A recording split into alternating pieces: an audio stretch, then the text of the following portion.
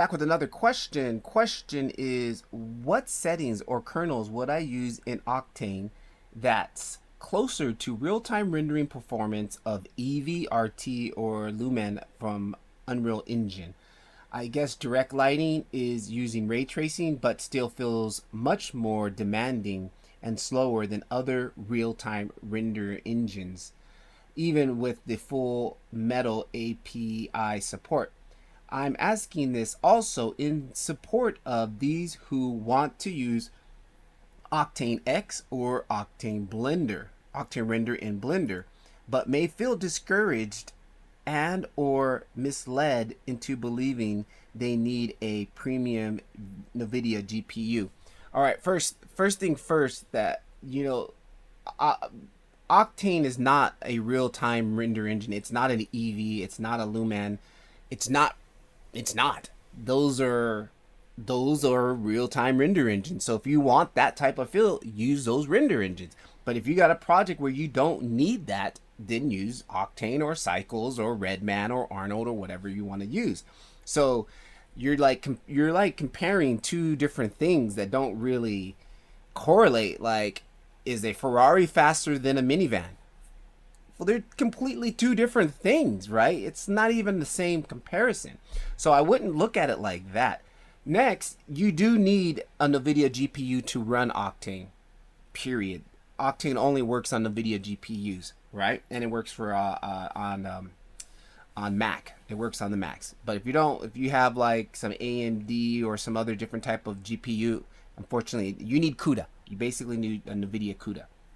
Now, there are ways that you can set up Octane to render faster or to render faster in the viewport if you need it. Matter of fact, let me just jump in and ask my bot, but I'm like, the comparison is not a really good comparison. Why would I try to compare anything to Eevee? Eevee is Eevee. I would never try to say that Octane is faster than Eevee, because Eevee is a real-time render engine, right? So like, right. So I wouldn't go about comparing them like that too. So I'm actually going to drop your question in here into my Octane bot, and let's see what it suggests. I need your help. All right, what do you need my help? Let me know. I have a question from a fellow member in our YouTube community, and this is their question. Can you answer it to the best of your abilities? And if you guys are new here, I do have a free Blender 101 guide. Teaches you everything I know about Blender Octane for free. Links down in the description. All right, absolutely. Here's a streamlined teaching style answer to Otoy, from Otoy to your YouTube community question, designed to clarify how do you approach Octane for a real-time like performance. Quick answer: use the direct lighting kernel with GI mode equals diffuse, low maximum samples like 16 to 64, and modest bounce settings. This gives you the quickest, most Eevee-like performance in Octane. So then this will just basically a step-by-step on how to set the settings that you would need there. Why is this faster? Why this feels faster than Cycles or path tracing? Octane's direct lighting is significantly faster than path tracing, PT, or the PMC, which are unbiased and more physically accurate, but also much slower. Unlike Eevee or Unreal, which uses rasterization of hybrid techniques, Octane is still fundamentally ray-based. Direct lighting gives speed by trading off full GI accuracy for speed, your best approximation of a real-time feedback. So basically, the bot says the same thing I say. Like, Eevee and real-time engines are completely different than a basic, what he just said, an unbiased, more physically accurate render. It's not made for speed. It's made for realism. It's made for physically accuracy. So to compare those two would be different. I would just say, if you need the speed of Eevee, use Eevee or use Unreal. If you need realism, use Cycles or use Octane, and you're going to trade that off for speed, okay? Octane what is this here? Octane is a path trace. Octane is a path tracer like Cycles. In terms of speed, it is equal to or slower than Cycles.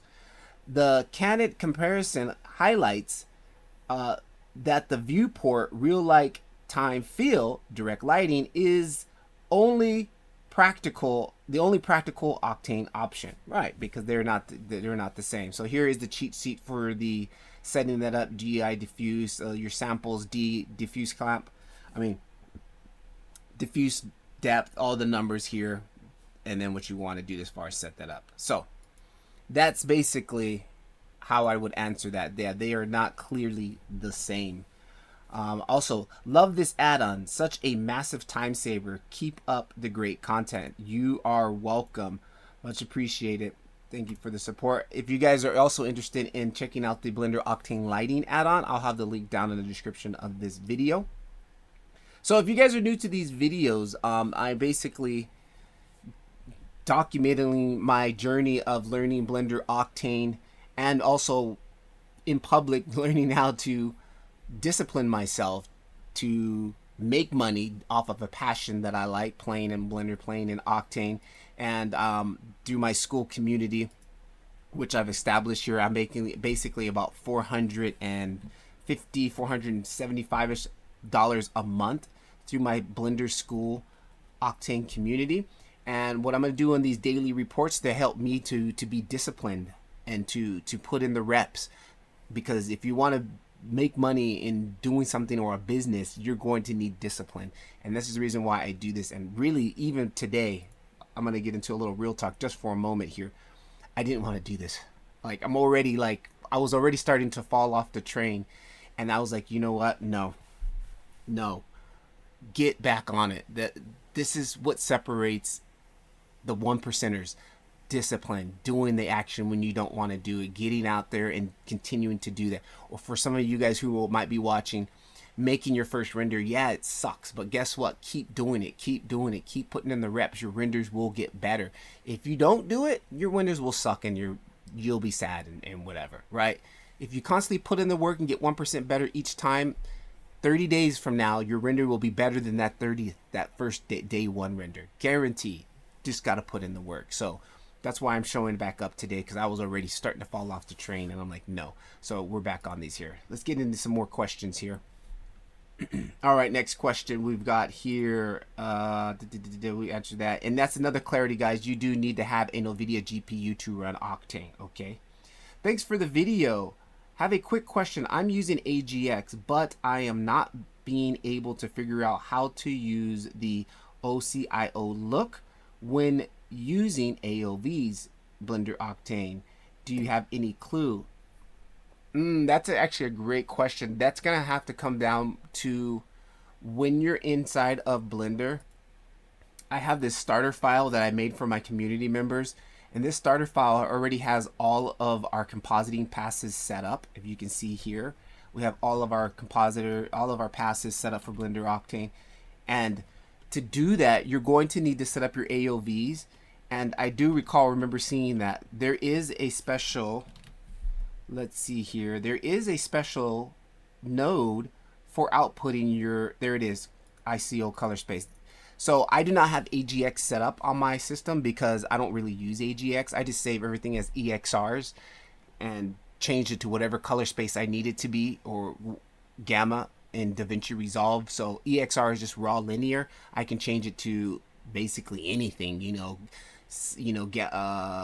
I can change it to anything, unless it's aces, then I can export aces. But if it was loaded, this is where I would show up. You will see AGX, and then I can select my AGX output, and then I will go ahead and use that pass and put that pass in here into my render passes. But again, like I said, I don't use that. I do all my color space transformation inside of DaVinci Resolve. Octane node shader preview. Octane node shader preview. What do you mean? Octane node shader preview. Yes, we do have we have node Wrangler for Octane. So that is basically, if you come, and I think it's here, go into my preferences, and I come in here, node, right here, node Wrangler 3.47, custom build for Octane. So I can basically do the same thing that I was doing inside of You know, here is my guy, for example. I don't think I have my server turned on here at the moment. You can see here I've got my guy here. Oops. And if I jump over here, oh, what's going on here? There we go. And then let's see if I click on this, I hold down it, boom. It does that. But it's getting a little bit weird at the moment because I have two of these in here, so I'll just delete that one right there. Connect this back here. And there it is. You can see it working right there. So yeah, it works. We have it, Node Wrangler. Another question here. Thank you for sharing. You're so kind. Even after I had left, you still sent me the tutorial video, and I'm truly touched by your thoughtfulness. But to be honest, I find that Octane really isn't as beautiful as I hoped it. Doesn't achieve the quality I was looking for. Sorry to hear about that, and that you didn't get the results that you were looking for with Octane. So again, guys, Octane is, I'm not here to promote and say that Octane is the almighty, like, only choice. It's just another rendering, just like shoes, right? You know, you're not gonna wear some nice church shoes to work, to go do some construction, right? It's the same, like cycles, like I talked about earlier. Cycles is cycles. There might be certain things that you need cycles for, certain looks or certain nodes or things. Same with Eevee. You go to Eevee because you need the speed. You need, you know, real timeness. You don't need photogenic quality, especially if you're doing something that's very stylized. You can use Eevee. You know, maybe there's something that you want from Renderman, like you want that Pixar look. Well, it would be more appropriate to use the Renderman render engine, which is also available for Blender if you didn't know that, right? So I look at it as these different render engines are just like different types of pairs of shoes. Each pair of shoe is made for its own special occasion, and that's why I think many people should think about it like. But a lot of people come here and they feel like that I'm like, you know, saying that Octane is the only thing. No, Octane is just what I prefer to use, and I'm sharing it out there because everybody's only worrying about Eevee cycles and Blender. That's because that's what everybody teaches, but everybody doesn't use those all the time. So I'm also just sharing the journey and sharing my love and knowledge of learning Octane. Not that I say that I don't use the other renders, because I do, but I just majority use Octane. So let's get into a little bit of our stat growths here and stuff like that. I'm going to wrap this one up here shortly. I already did them. I kind of went through earlier. Again, guys, I do have several other YouTube channels here. My second channel, which is going to be like these daily vlogs. And eventually what I'm going to start doing there is talking about how I'm building a community, how I'm actually making money from my community. Here is my school community. At the moment, I have 31 paying members. I am making $472 a month MRR, which means monthly reoccurring revenue. My churn rate is 6.61. Churn rate, for those of you who don't know what that means, that's how long people are staying in my community. Average is anything that's above 20 is pretty much normal. I'm way under the bar as far as people are actually staying in my community. So that's anything under 10 is very good. And then my click-through rate, which is actually kind of low, I want to get this up, is how many people are actually joining my my community. So in the last 7 days, I've had 70 people with a 1.43 click-through rate, and one has signed up. Okay, and I don't sell. I can sell more courses and stuff inside my community, but I don't. I choose not to at the moment. So that is a little bit of some of the stats from my community here, which I'm also tracking. Again, why do I track this stuff? Because if you track things, you tend to know more about that, and you can get a real-time feel of it. Plus, it's part of my game of trying to build discipline and showing up every single day, even those times like today where I didn't want to do it and I almost fell off the train today, right? So I'm getting back on it. So you can clearly see I did lose a couple of members. We lost 2 members here a couple of weeks ago, but everything else has been holding steady. I was up to $512 a month, and about 70 people have visited my page in the last 7 days. My YouTube stats for today are as follows. We had 8 more new subscribers compared to the 25th. And again, why I track this, because now I'm seeing, like, if I look up here I was rarely posting. I was posting like maybe once a week.